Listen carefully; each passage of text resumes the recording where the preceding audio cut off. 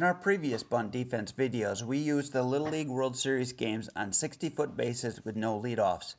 This changes dramatically what the bunt defense with a runner on second might look like, as a runner is tied to the base until the bunt is laid down. Here we have 90-foot bases and a leadoff.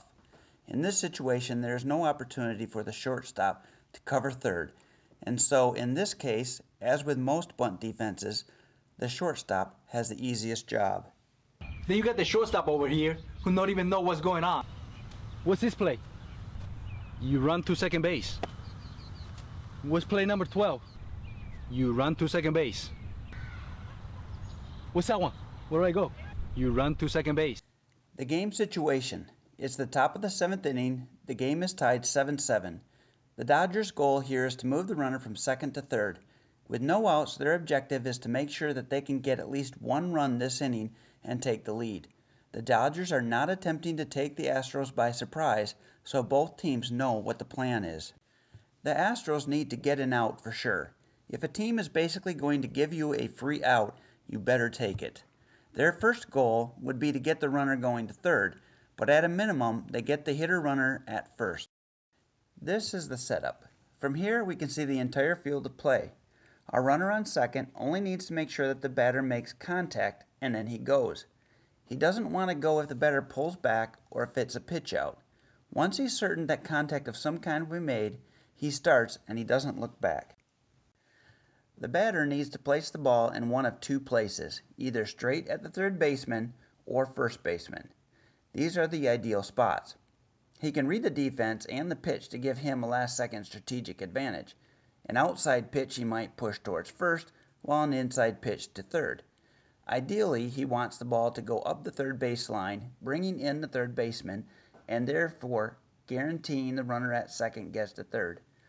A bunt up the first baseline might work, but the first baseman is already moving toward third, and making a play at third is possible even if unlikely. The last place he wants the bunt to go is in the dirt area right in front of the catcher or straight back to the pitcher. Either of these locations will almost guarantee an out at third. Now for the defense. We'll start with the shortstop. His job is always pretty simple. Run to second and watch your team play. The second baseman has to wait until he knows the bunt is being laid down and then break fast to first. He has to be there before the batter, as that's the most likely play to be made. The third baseman needs to read the bunt. If it's to him, he's got to go out to field and throw to first. Anything not to him, and he's got to get to third base for a potential tag play. The first baseman has it a bit easier since he does not need to cover his own base, and he can get closer and focus on fielding anything in his area. His first thought is a play at third, so he will approach any ball with an intent of throwing there and only change if the catcher yells to go to first. If the play is at third, it will be a really close play, so his setup needs to be best for that potential. If the throw ends up going to first, the most likely scenario, he will have plenty of time to turn and set his feet for that throw. The pitcher needs to deliver the pitch. That is his primary focus. Only after the ball is in play does the pitcher engage. The catcher will let him know what to do if he fields his position, and he simply throws where told.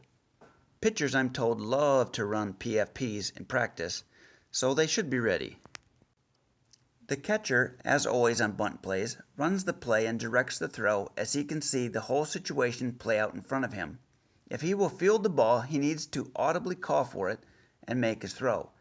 If any other fielder is going to field the ball, the catcher needs to loudly and clearly yell what base to throw to and point to that base. Outfielders will, of course, be moving to field a bad throw.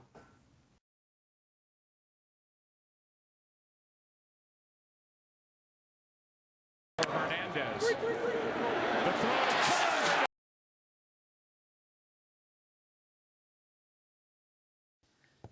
For youth players, I prefer to almost always make the play at first base. The third baseman here is running backwards and needs to catch a throw while on the run and still make a tag play, as well as knowing where he is on the field. This is an extremely tough play for a third baseman to make successfully.